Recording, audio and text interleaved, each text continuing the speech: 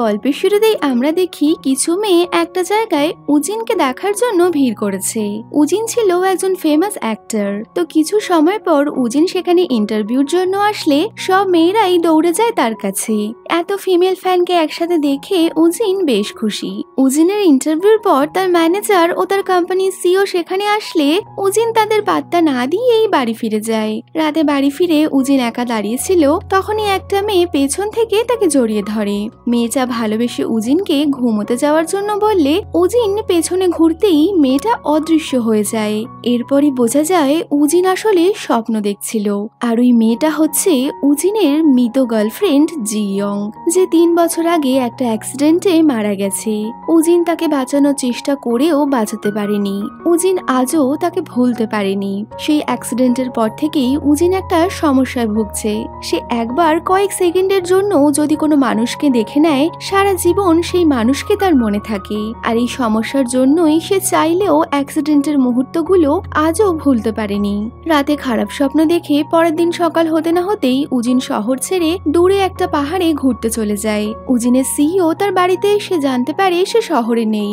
উজিন কিছু শুটিং এর কাজ মাঝপথে ফেলে চলে যাওয়াতে তার ম্যানেজার ও সিইও তাকে খোঁজা শুরু করে। উজিন যদি তাড়াতাড়ি ফিরে এসে শুটিং এর কাজ না শেষ করে, তাহলে প্রডিউসাররা উজিনের বিরুদ্ধে আইনি পদক্ষেপ নিতে পারে। ওদিকে উজিন এসব চিন্তা ভুলে মনের আনন্দে পাহাড়ে ঘুরে বেড়াচ্ছে। কিন্তু সেখানে একটা কাপেলকে দেখে উজিনের আবারও জিয়ং এর কথা মনে পড়ে। উজিন মন খারাপ করে পাহাড়ের আরো উঁচুতে উঠতে থাকে। উজিনের ম্যানেজার এবং সিইও উজিনের জন্য অনেক চিন্তা করছে। এর মধ্যেই উজিনের সোশ্যাল মিডিয়া অ্যাকাউন্ট থেকে তারা উজিনের লোকেশন জানতে পেরে সময় নষ্ট না করেই উজিনকে ফিরিয়ে আনার জন্য বেরিয়ে পড়ে।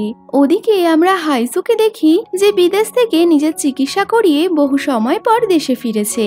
হাইসুর এমন এক রোগ ছিল যেখানে সে বেশি দিন কোনো কিছু মনে রাখতে পারত না। হাইসুর বান্ধবী সোমডা তাকে এয়ারপোর্ট থেকে বাড়িতে নিয়ে আসে। সোমডা আর হাইসু একসাথেই থাকতো। তারা দুজন মিলে একটা ক্যাফে চালাতো।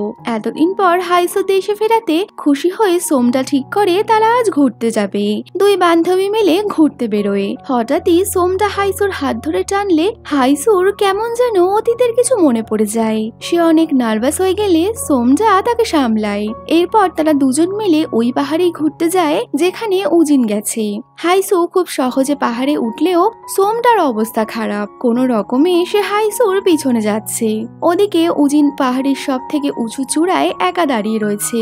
সে জিয়ং এর কথা ভাবছে।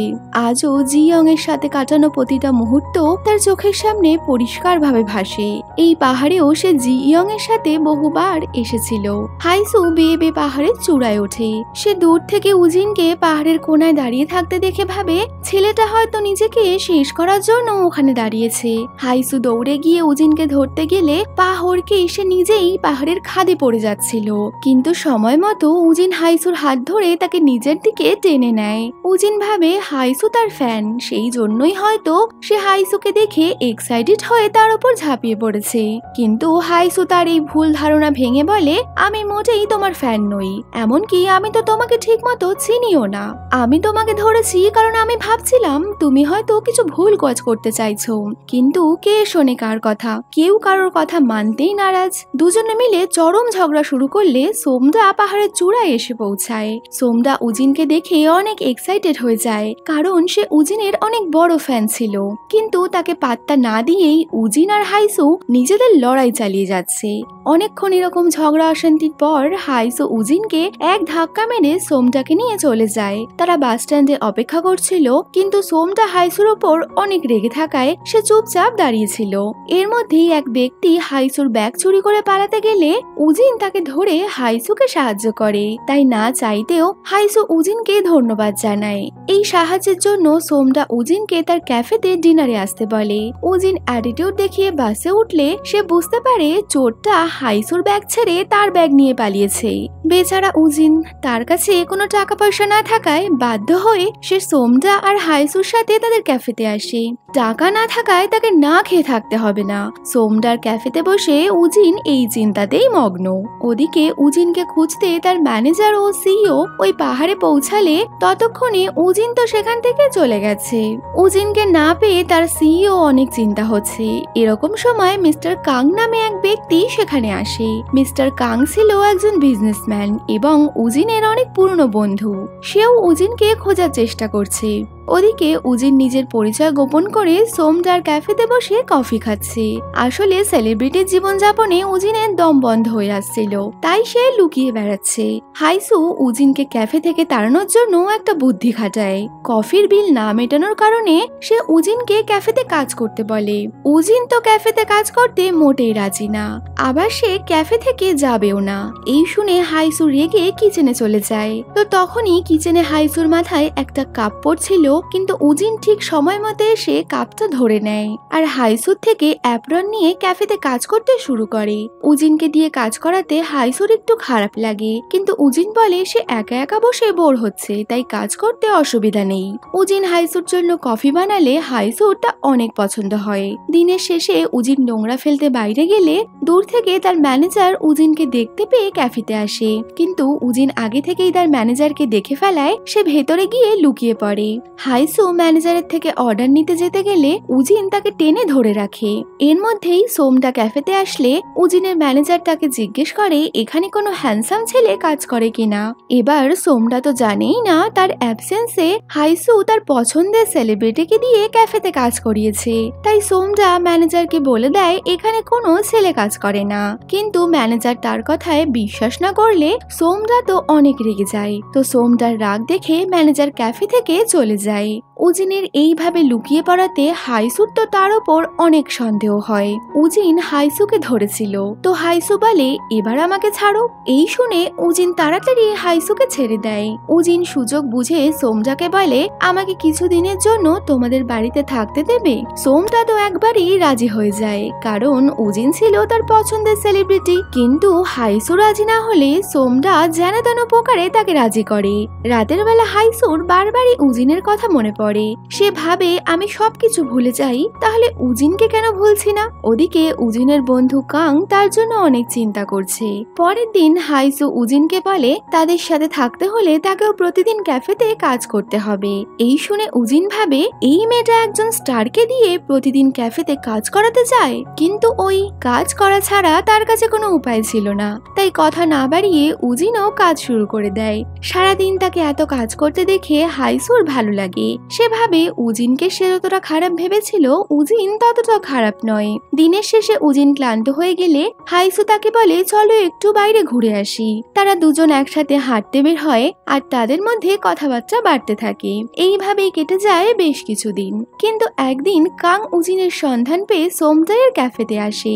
কাংকে দেখে উজিন খুশি হয়। কাং উজিনকে ফিরে যেতে বললে উজিন বলে সে এখানে ভালো আছে। হাইসুর সাথে থাকলে পূর্বের সব খারাপ স্মৃতি সে ভুলতে পারবে। কাং বুঝতে পারে উজিন হয়তো হাইসুকে পছন্দ করতে লেগেছে। তাদের কথাবার্তায় বোঝা যায় কাং, জিয়ং এবং উজিন একসাথেই কলেজ লাইফে পড়াশোনা করত। কাং চলে গেলে উজিনও বাড়ি ফিরে যায়। রাতে হাইসু একাই ক্যাফেতে কাজ করছিল। তখনই কোনো এক ব্যক্তিকে তার উপর নজর রাখতে দেখা যায়। কাজ করতে করতে হঠাৎই হাইসু লক্ষ্য করে কেউ তার পেছনে দাঁড়িয়ে রয়েছে। চোখের নিমেষেই সেই ব্যক্তি হাইসুর ওপর আক্রমণ করলে হাইসু নিজেকে রক্ষা করার আপ্রাণ চেষ্টা করে, কিন্তু কোনোভাবেই সে পেরে উঠছিল না। এর মধ্যেই উজিন সেখানে চলে আসে। আসলে অনেক রাত হয়ে যাওয়ার পরেও হাইসু বাড়ি ফিরছে না দেখে উজিন তার খোঁজ করতে ক্যাফেতে এসেছে। উজিন ওই লোকটাকে আঘাত করে হাইসুকে নিয়ে পালাতে শুরু করে। ওই লোকটাও তাদের পিছু নেয়। অনেকক্ষণ এইভাবে পালানোর পর উজিন হাইসুকে নিয়ে একটা জায়গায় লুকিয়ে পড়ে, কিন্তু ওই ব্যক্তি তখনও তাদের খুঁজে বেড়াচ্ছে। কিছুক্ষণ পর পুলিশ দেখে তারা বেরিয়ে আসলে পুলিশে রিপোর্ট করে উজিন হাইসুকে নিয়ে বাড়ি ফেরে। হাইসু অনেক ভয় পেয়েছিল। উজিন বাড়ি ফিরে ওই লোকটার ছবি আঁকতে বসে, কারণ সে একবার যাকে দেখতো তাকে ভুলতো না। কিন্তু ছবি আঁকতে না পারার কারণে উজিন যা এঁকেছিল তা দেখে হাইসু আর সোমটাইয়ের চোখ কপালে উঠে যায়। পরের দিন উজিন হাইসুর মন ভালো করার জন্য তাকে নিয়ে ঘুরতে যায়, তবে একা সময় কাটানোর জন্য তারা ইচ্ছে করেই সোমটাইকে নিয়ে যায় না। তো অনেক ঘোরাঘুরির পর বিকেলে তারা ক্যাফেতে ফিরে ফিরে আসে। ক্যাফেতে এসে হাইসু দেখে একটা ছোট্ট বাচ্চা ক্যাফের সামনে বসে কান্না করছে। উজিন আর হাইসু বাচ্চাটাকে নিয়ে পুলিশ স্টেশনে গিয়ে তার মিসিং কমপ্লেন করে। হাইসু ঠিক করে সে বাচ্চাটাকে তার সাথে বাড়ি নিয়ে যাবে। বাচ্চাটার সাথে হাইসুর সময় বেশ ভালোই কাটছে। যাওয়ার সময় কাংয়ের সাথে দেখা হলে উজিন কাংয়ের সাথে কথা বলার জন্য দাঁড়ায়। ওদিকে বাড়ি ফেরার পরই কারেন্ট অফ হয়ে গেলে হাইসু পাওয়ার বোর্ড চেক করছিল।